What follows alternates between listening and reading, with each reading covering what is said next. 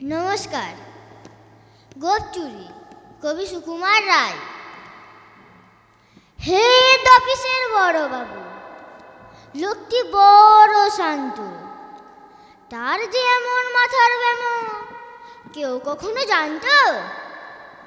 দিব্যি ছিলেন খোশ মেজাজে চেয়ারখানি চেপে, একলা বসে ঝিমঝিমিয়ে হঠাৎ গেলেন খেপে।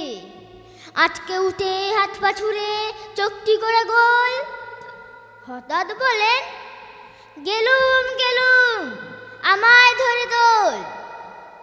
তাই শুনে কেউ বদ্যি ডাকে, কেউ বা হাঁকে পুলিশ, কেউ বা বলে কামড়ে দেবে সাবধানে দে তুলিস। ব্যস্ত সবাই এদিক ওদিক করছে ঘোরাঘুরি। বাবু হাঁকেন, ওরে আমার গোপ গিয়েছে চুরি। গোপ হারানো আজব কথা, তাও কি হয় সত্যি? গোপ জোড়া তো তেমনি আছে, কমেনি এক রত্তি। সবাই তাঁরে বুঝিয়ে বলে, সামনে ধরে আয় না। মোটেই গোপ হয়নি চুরি, কখনো তা হয় না। রেগে আগুন, তেলে বেগুন, তেলে বলেন তিনি, কারু কথার ধার ধারি নে, সব বেটাকেই চিনি।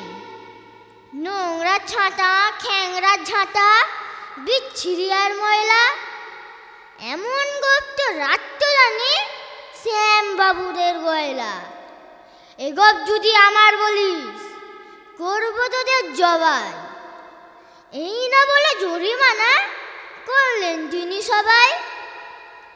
ভীষণ রেগে বিষম খেয়ে দিলেন লিখে খাতায়, কাউকে বেশি লাই দিতে নেই, সবাই চড়ে মাথায়।